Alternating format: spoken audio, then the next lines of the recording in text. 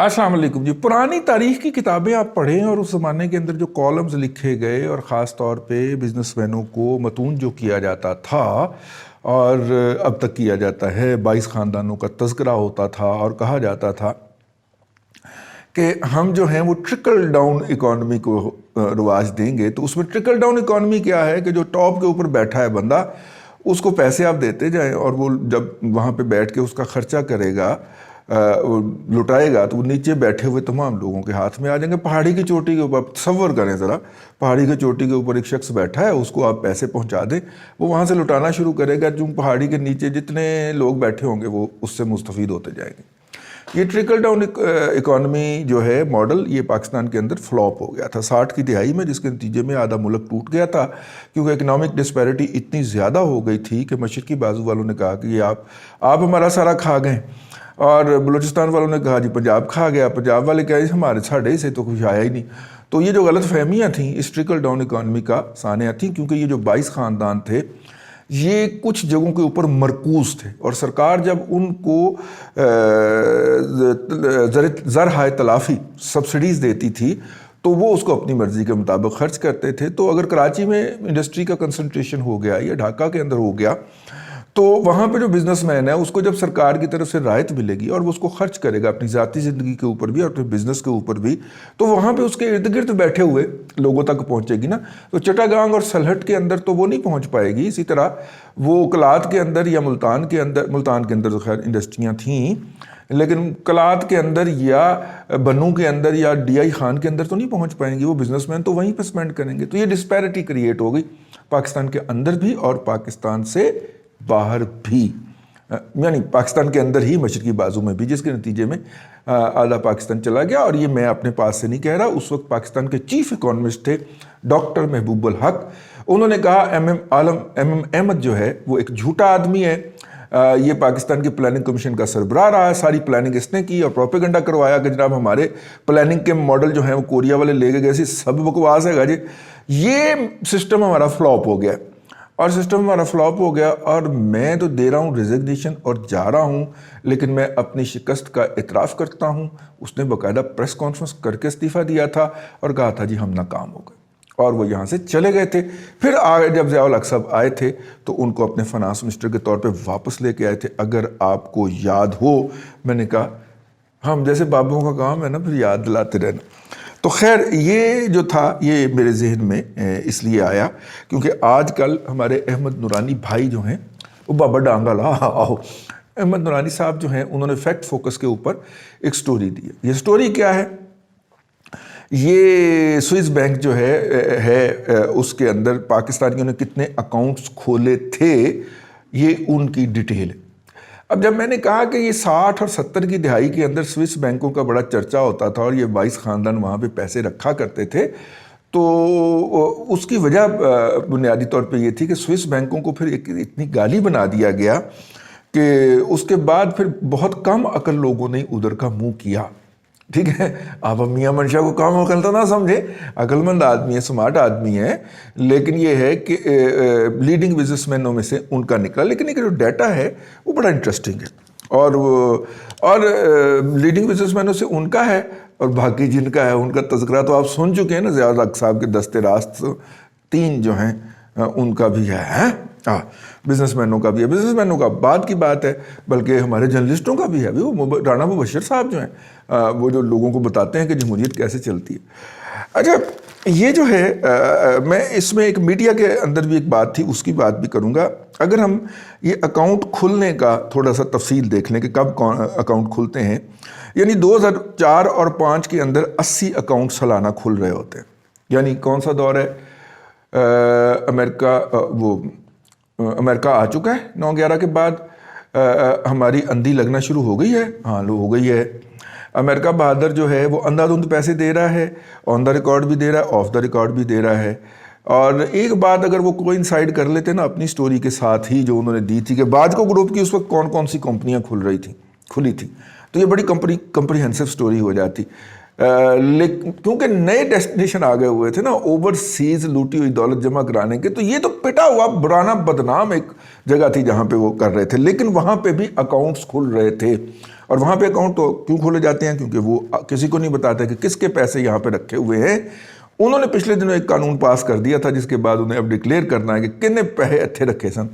اس declare کرنے سے پہلے ہی کوئی پیا انہوں نے ڈیٹا ان کا اٹھا لیا اور اس ڈیٹے کو انہوں نے انالیسس کیا ہے. عمر چیمہ صاحب پاکستان سے اس کے اندر شریک تھے. عمر چیمہ صاحب کے علاوہ میرا خیال ہے کہ فخر درانی بھی ہونے چاہیے اس میں, اور احمد نے وہاں سے, احمد درانی صاحب نے وہاں سے جوائن کیا. اچھا, اس کے بعد جناب اللہ آپ کا بھلا کرے, 6 اور 7 میں یہ اکاؤنٹ بڑھ کے سالانہ 100 ہو جاتے ہیں. ٹھیک ہے, اور مشرف صاحب کا آخری سال جو 8 ہے اس میں صرف 19 اکاؤنٹ ان بینکوں میں کھلتے ہیں. اب غور کرتے جائیے گا. ٹھیک ہے. اچھا, پی پی کے دور کے اندر یہ سلسلہ کم ہونا شروع ہو جاتا ہے اور یہ سنگل ڈیجٹ میں آ جاتے ہیں. پیپلز پارٹی کے 5 سالہ دور کے اندر.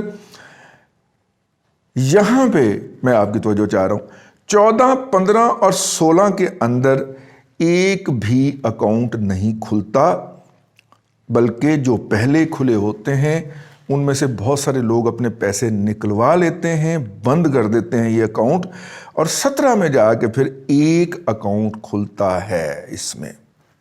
ٹھیک ہو گیا. اور پھر 2018 میں بھی کافی سارے اکاؤنٹ بند ہوتے ہیں, نیا کوئی نہیں کھلتا. یہ وہ داستان ہے جو کہ چیخ چیخ کے کہہ رہی ہے کہ پاکستان کے اندر کرپشن کن ادوار میں ہوتی ہے. مشرف صاحب کے دور کا عروج ہے تو لوگ دھڑا دھڑ وہاں پہ اکاؤنٹ کھول رہے ہیں. وہاں پہ اکاؤنٹ کھولنا کوئی خالد جی کا وڑا نہیں ہوتا, اتنی ڈاکومنٹیشن ہوتی ہے کہ آپ اس کا تصور نہیں کر سکتے. تو وہاں پہ جیسے ہی مارشاء اللہ ختم ہوتا ہے اور مشرف صاحب کا رخصتی ہو جاتی ہے تو اس کے ساتھ ہی یہ والے جو اکاؤنٹس ہیں ان کی تعداد بتدریج کم ہونا شروع ہو جاتی ہے اور نواز شریف صاحب کے دور کے اندر ہو جاتی ہے. اس کی 2-3 پہلو ہو سکتے ہیں.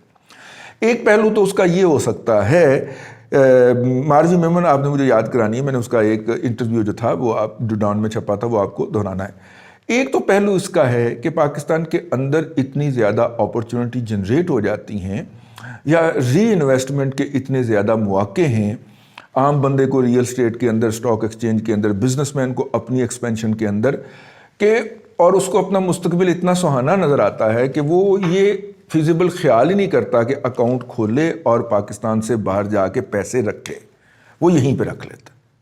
ٹھیک ہے. ایک پہلو تو اس کا یہ ہو سکتا ہے. دوسرا پہلو اس کا یہ ہے کہ جناب یہ سیاستدان آگے لوٹ مار کرتے ہیں, بہت زیادہ بزنس مینوں سے ڈونیشنیں لیتے ہیں, لہذا بزنس مین کے پاس کوئی پیسے تھے ہی نہیں کہ وہ باہر رکھتا, تو اس لیے جناب نواز شریف کے دور کے اندر یا زرداری کے دور کے اندر یہ نسبتاً کم کھلے. اب یہ تو 2 پہلو ہو گئے اس کے. اب آ جائیے کہ پاکستان کے جو ایک جرنلسٹ ہیں رانا مبشر صاحب, جنہوں نے اس کے اوپر کوئی فیڈ بیک نہیں دیا, جیسے ہی وہ فیکٹ فوکس کو یا کسی میڈیا ہاؤس کو اس کا جواب دے دیں گے, ہم ان کا جواب بھی چلا دیں گے, لیکن چونکہ انہوں نے بتایا کہ رانا مبشر صاحب نے 2010 کے اندر $1 ملین جو ہے وہ ایک اکاؤنٹ کھول کے ڈالا تھا, پھر اس میں سے نکال کے وہ لے گئے, تو سٹیپ تو اپنے فٹ سٹیپ تو چھوڑ گئے. ہو سکتا ہے رانا صاحب کھاندے پیندے بندے انسانوں کی پتہ ہے. تو خیر مطلب کہ NDU سے گریجویٹ ہیں رانا صاحب پاکستان کی صحافت کے اندر, شاید وہ واحد گریجویٹ ہوں جو NDU سے گریجویشن کی ہو, نیشنل ڈیفنس یونیورسٹی سے. تو اللہ تعالیٰ انہیں اور ترقیاں دے جی, ان کے 1 ملین کیا 10 ملین ان کے اکاؤنٹ میں ہوں, ہمیں بالکل کوئی بھی اس حوالے سے جیلسی نہیں ہے, لیکن جرنلسٹوں میں سے واحد وہ تھے.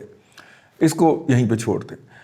وہ جو انٹرویو تھا ڈان کے اندر ماروی میمن صاحبہ کا, اور ماروی میمن آپ کو پتہ ہے کہ وہ ایک صاحبزادی تھیں کسی کی, اور مشرف صاحب کی وہ ترجمان بھی تھیں, اور ان کی میرے خیال اطلاعات کے شعبے سے, ان کے اطلاعات کی وزارت سے وابستہ رہیں. ماروی میمن صاحبہ نے ڈان کو انٹرویو دیتے ہوئے بتایا, جب وہ مشرف سے طائب ہو کے نون لیگ جوائن کر چکی تھیں میرا خیال ہے, تو انہوں نے وہاں پہ بتایا کہ وہ مشرف صاحب سے الوداعی ملاقات کرنے دبئی گئیں, اور جب وہ وہاں سے نکلیں انہوں نے ان کو بڑے محبت سے پیار سے رخصت کیا. جب وہ وہاں سے نکلیں تو ان کو ایک لفافہ دیا گیا, وہ خاکی رنگ کا لفافہ تھا. انہوں نے کہا شاید اس میں کوئی گفٹ شفٹ ہوگا, لیکن جب آپ کے انہوں نے کھولا تو اس میں $. تھے.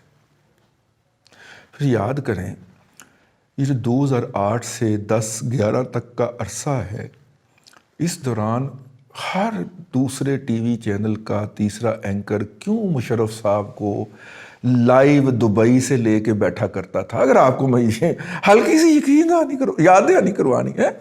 اور پھر جب وہ واپس تشریف لائے تھے نا پاکستان کے اندر، ایک دفعہ واپس آئے تھے، اور ان کے ملینز آف فالوورز میں سے چند سو بھی نہیں ان کا استقبال کرنے پہنچ پائے تھے، اگر آپ کو یاد ہو. تو یہ اینکرز جو تھے یہ بھاگ کے جو مشرف کا 1-on-1 انٹرویو کرنے دبئی بھی جاتے تھے. ٹکٹیں تو ان کو پتہ ہے ہمیں کہاں سے ملتی تھیں، لیکن یار مطلب کہ سوال چھوڑے جا رہا ہوں، ٹھیک ہے نا. تو اگر ماروی میمن کہتی ہیں تو پھر میرا مطلب ہے کہ اب وہ تو ان کے ساتھ انہوں نے اتنا عرصہ گزارا تھا، ان کے والد کے تعلقات تھے مشرف صاحب کے ساتھ، تو وہ درست ہی کہتی ہوں گی، ہم کیا کہہ سکتے ہیں. تو جو الزام لگانے والے لگاتے ہیں، میں اسے ایگری نہیں کرتا. الزام لگانے والے الزام لگاتے ہیں کہ وہ جو تھے وہ بانٹا کرتے تھے، ٹھیک ہے. ہاں بس کچھ دوست اس پہ بھی میرے اوپر ہراسگی کا ٹرینڈ چلا دینا کسی نہ کسی دوست نے. لیکن یار اس وقت مشرف صاحب کو اتنا اندھا دھند 2 گھنٹے کے پروگرام اور دبئی میں جا کے کرنے کے پروگرام کے کیا تک بنتے تھے، ٹھیک ہے نا. کوئی لاجک ہوتا ہے نا کسی بات کا، ٹھیک ہے. اور ماروی میمن نے وہ بھانڈا پھوڑ دیا. یہ پیسے جو ہیں ہمارا بزنس مین جو ہے، اور بلکہ ہمارا نہیں، دنیا بھر کی جو تھرڈ ورلڈ کنٹریز ہیں ان کا بزنس مین جو ہے جب وہ پیسے کماتا ہے تو اپنے ملکی اداروں سے خود کو تھریٹن فیل کرتا ہے، اور اس کا خیال ہوتا ہے کہ کسی بھی دن حکومت ایک نوٹیفیکیشن جاری کر کے میری انڈسٹری کے اوپر قبضہ کر سکتی ہے. تو اپنے بھاگنے کے لیے ایک رستہ رکھتا ہے، اور اس رستے کے لیے آج کل فیشن ہے، رواج ہے، دبئی کے اندر یا برطانیہ کے اندر کوئی مکان شکان خرید لیا جاتا ہے، اور وہاں پہ کوئی وہ پیسے ویسے بھی کوئی بینک میں تھوڑے بہت رکھ دیے جاتے ہیں کہ اگر ون فائن مارننگ وہاں سے راتوں رات چپلیں پہنے ہوئے نائٹ گاؤن میں بھاگنا پڑے پاکستان سے، تو یہاں پہ جب ہم آئیں تو ہمارے 2-4 کپڑے لتے پڑے ہوں، یہاں پہ ایسا کچھ گھر ہو جس کا ہم دروازہ کھولے اور اندر داخل ہو کر سو جائیں، ٹھیک ہے. یہ وہ کرتا ہے. ظاہر ہے پیسے والے کو اپنے پرابلمز ہوتے ہیں، اس کے اوپر اس کو پتہ ہوتا ہے کہ کس کی نظر ہے، کون کون حساب مانگتا ہے، ٹھیک ہے نا. پچھلے دن دیکھیں نا کراچی کے بزنس مینوں کو کسی کا پیغام گیا ہی تھا نا کہ نو کانفیڈنس نہ کام کرنی ہے تو پیسے انہیں بھجواؤ. یہ مبینہ طور پہ کچھ لوگوں نے اپنے ولاگز کے اندر کہا میں تو صرف حوالہ دے کے جا رہا ہوں، پھر میرے ہراسگی کا الزام لگ جانا، ٹھیک ہو گیا. تو لہٰذا وہ گیا ہی تھا نا. تو بزنس مینوں نے جب اس طرح کے کام کرنے ہوتے ہیں پاکستان یا انڈیا یا بنگلہ دیش یا اس طرح کے کسی ملک کے اندر، تو انہیں پتہ ہوتا ہے کہ ان کے ساتھ کچھ بھی ہو سکتا ہے، تو پھر وہ آف شور پیسے رکھتے ہیں. لیکن اب دیکھنے کی بات یہ ہے کہ یہ نواز شریف صاحب کے پاس کیا تھا جس کی بنیاد کے اوپر کسی بزنس مین کو تھریٹ فیل نہیں ہوا. حالانکہ نیب بھی اس وقت موجود تھی، اور طبع صاحب جو تھے وہ باقاعدہ رو پڑے تھے آنسوؤں کے ساتھ نواز شریف کو مل کے کہ یہ نیب والے مجھے بلا کے تو یہ کہتے ہیں، ٹھیک ہے. تو اس کے بعد پھر آپ کو اگر یاد ہو تو شہباز شریف نے being a chief minister of Punjab NAB کی جو تھی وہ ایسی تیسی کی تھی. پھر نیب نے بدلہ بھی چوڑ کے لیتا نا جنہوں پھر اقتدار میں نہیں رہے. لیکن اس وقت جو تھا کہ پاکستان میں کوئی سرمایہ کاری کرنے کو تیار نہیں تھا، اور جنہوں نے 4 پیسے لگائے ہوئے تھے ان کو نیب کے بندے بلا لیتے تھے، اور پھر بلا کے ان کو جو کہتے تھے وہ پھر ہم دہرائیں گے تو ہراسگی کا الزام لگ جائے گا. تو اس لیے ہم دہراتے نہیں ہیں، آپ کو پتہ ہی ہے ان کو کیا کہا جاتا تھا. تو لہٰذا یہ ہے جی ان پیسوں کی داستان. اور یہ ایک روایت رہی ہے کہ جب بھی پاکستان کے اندر ماشاء اللہ لگتا ہے لوگ یہاں سے پیسے اٹھا کے لے جاتے ہیں اور اس طرح کی سیف ہیون میں جا کے سیو کرتے ہیں. یہ کوئی پہلا موقع نہیں تھا، یہ پاکستان کی تاریخ کے اندر 4تھا موقع تھا، اور یہ سب سے کم پیسے رکھنے والا ڈیسٹینیشن تھا. اپنا ضیاء الحق صاحب کے ایرا کے بعد یہ ڈیسٹینیشن سوئس بینکس جو تھے اور جو ہیں اس میں سب سے کم پیسہ جاتا تھا. ابھی تو آپ کو انتظار کیجئے کہ جب یہ آف شور جو ہیں پناما کسی اور برٹش ورجن آئی لینڈ کے اگر کبھی کھلے نا کھاتے حصے لیک ہوئے اور ہو جانے کسی نہ کسی دن، تو پھر آپ کو پتہ چلے گا کہ اس میں کن کن پردہ نشینوں کے نام آتے ہیں. ٹھیک، اب کے لیے اتنا ہی جی. اگلے ولاگ میں پھر آپ سے ملاقات ہوتی ہے. اللہ تبارک و تعالیٰ آپ کو آسانیاں عطا کرے اور آسانیاں خلق خدا میں تقسیم کرنے کی توفیق عطا کرے.